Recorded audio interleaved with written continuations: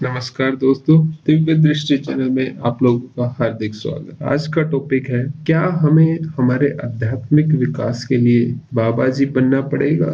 या क्या बाबा जी बनना जरूरी है हमें हमारे आध्यात्मिक विकास के लिए, या किस कंडीशन में बाबा जी बनना उचित है? देखिए, सबसे पहले तो हमारे वेदों में 3 टाइप की व्यवस्थाएं बताई गई हैं। एक तो ब्रह्मचर्य, दूसरी गृहस्थ और तीसरी वानप्रस्थ। ब्रह्मचर्य मतलब जिसमें बच्चे रहते हैं जब तक वो स्कूल कॉलेज तक जाते हैं। उसके बाद गृहस्थ मतलब शादीशुदा लोग, और वानप्रस्थ मतलब जिन लोगों ने गृहस्थी जीवन को त्याग कर दिया है और अपने तप तपस्या में लीन है। अब सबसे पहले तो ये मिथ क्रैक करना बहुत जरूरी है कि वानप्रस्थ और गृहस्थ में कौन से आश्रम का ज्यादा महत्व है। महत्व तो देखिए दोनों का है, लेकिन गृहस्थ आश्रम जो है ना, वो वानप्रस्थ और ब्रह्मचर्य दोनों आश्रमों की नींव है। एक गृहस्थी ही ब्रह्मचर्य आश्रम को चलाता है और वानप्रस्थ को भी वही चलाता है, क्योंकि स्कूल कॉलेज में जब बच्चे पढ़ते हैं तो उनके माता पिता जो कि गृहस्थ जीवन बिता रहे हैं वही उनकी फीस भरते हैं, और जो बाबा जी वगैरह हैं इनको भी दान गृहस्थ ही देते हैं। अब सवाल ये उठता है कि किसको गृहस्थ आश्रम में जाना चाहिए और किसको वानप्रस्थ जीवन में जाना चाहिए। देखिए, अगर आपके मन में ना 1% भी अगर संशय है इन दोनों के बारे में कि मेरे को कौन से आश्रम में जाना चाहिए, तो आपको सीधे सीधे गृहस्थ आश्रम में चले जाना चाहिए। क्योंकि जो वानप्रस्थ आश्रम के लिए जो व्यक्ति होते हैं ना, वो बचपन से ही बहुत क्लियर होते हैं कि उनके जीवन का लक्ष्य क्या है, वो किस लिए यहाँ पर आए हैं और उन्हें क्या करना है। और वो लोग पता है कैसे होंगे? बिल्कुल महात्मा बुद्ध जैसे। एक बार महात्मा बुद्ध एक गांव में जा रहे थे, तो वहां पे लोगों ने उनको बहुत बुरा बुरा कहना शुरू किया, और यहाँ तक कि कुछ लोगों ने तो उनके मुंह पे थूक भी दिया, किसी ने डंडे से मार दिया। लेकिन महात्मा बुद्ध वो सब चीजें देखते रहे, उनकी बातें सुनते रहे, लेकिन उन्होंने बिल्कुल भी प्रतिक्रिया नहीं दी और वो वहां से चले गए। अगले मोहल्ले में पहुंचे, वहां लोगों ने उनका दिव्य स्वागत किया, उनको खाने के लिए तरह तरह की वस्तुएं दी, और उनके लिए बहुत ठहरने के लिए बहुत ही बड़े महल की व्यवस्था कर रखी थी। लेकिन महात्मा बुद्ध ने वहां पे उनका आभार व्यक्त किया और हल्का सा थोड़ा सा खाना लिया और वहां से भी चल दिए। वहां पे भी कोई प्रतिक्रिया उन्होंने नहीं दी। तो अगर आप ऐसे हैं तो वानप्रस्थ जीवन आपके लिए है। पर सवाल अब एक और उठता है कि चलो, मेरे को बचपन से क्लियर नहीं था कि मैं किस आश्रम के लिए हूँ, फिर भी मैं बाबा जी बन के कुछ तो फायदा उठा ही सकता हूँ, कुछ तो अपने आध्यात्मिक विकास कर ही सकता हूँ। तो चलो, मान लिया आप बाबा जी बन गए, लेकिन आप वैसे हैं नहीं महात्मा बुद्ध जैसे। संसारिक मोह माया से आप परे नहीं है, पर आप बाबा जी बन गए हैं।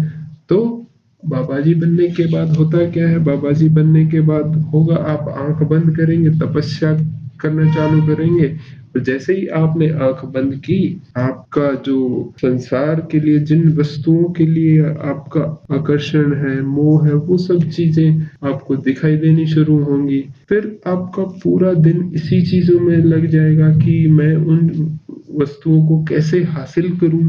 फिर आप बड़े बड़े आश्रम बनाओगे, बहुत ज्यादा अपने चेले चपाटे बनाओगे कि आपके मन को तृप्ति मिल सके। क्योंकि आप हो नहीं वैसे, लेकिन आपको बाबा जी भी बनना है और सांसारिक वस्तुएं भी भोगनी है, तो आपको ये सब करना ही पड़ेगा। लेकिन आप इस चक्कर में कर क्या दोगे ना? आप सबसे बड़ा विनाश समाज का कर दोगे। ज्ञान की जगह अज्ञान दे दोगे, विद्या की जगह अविद्या दे दोगे, धर्म की जगह अधर्म की शिक्षा दे दोगे, और इससे समाज के विकास की बजाय आप उसका पतन कर दोगे। आपको जाना तो था कन्याकुमारी, पहुंच गए जम्मू कश्मीर। तो ऐसे बाबा जी बन के क्या फायदा निकाला आपने? कुछ भी नहीं।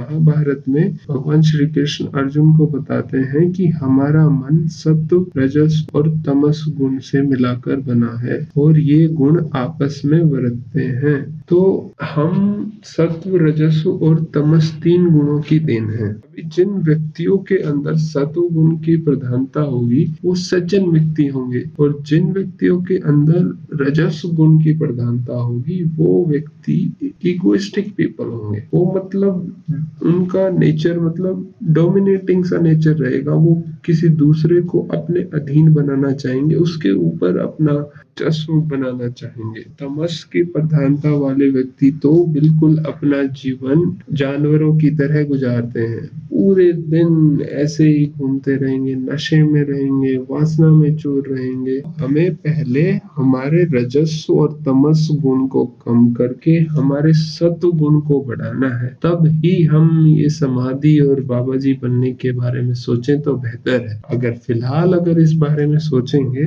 तो हम एक टाइप के सपने देख रहे हैं। हमारी हालत ठीक उस भूमि की तरह है जो बिल्कुल बंजर पड़ी है, जंगली पेड़ और कांटेदार वाली झाड़ियां उगी हुई हैं, और हम इस उम्मीद में हैं कि इस भूमि पर ऐसे पेड़ लगेंगे जो हमें सुंदर और स्वादिष्ट फल देंगे।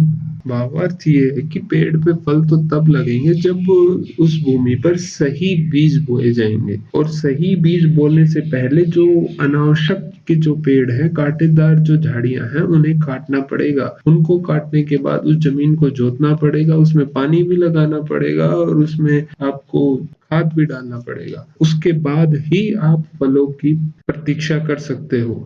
यहाँ पर फल का मतलब है कि बाबा जी बनने की योग्यता। तो अभी के लिए तो हमें इन अनावश्यक पेड़ों को काटना होगा जो कि लालच, अहंकार, क्रोध, जलन आदि के हमारे अंदर है, और उसके बाद ही हमें बाबा जी या फिर समाधि लगाने के बारे में सोचना चाहिए। तो इस जीवन में या फिर आने वाले एक दो जीवन में भी अगर आप बाबा जी बनने का विचार अगर आपके दिमाग में है तो इस बात को आप अपने दिमाग से निकाल दीजिए। उम्मीद करता हूँ कि इस विषय में मैं आपकी कुछ मदद कर पाया हूँगा, और अगर आपको भी लगता है कि किसी टॉपिक पे मुझे इस टाइप से वीडियो बनानी चाहिए तो आप कमेंट में लिखकर बता सकते हैं। धन्यवाद।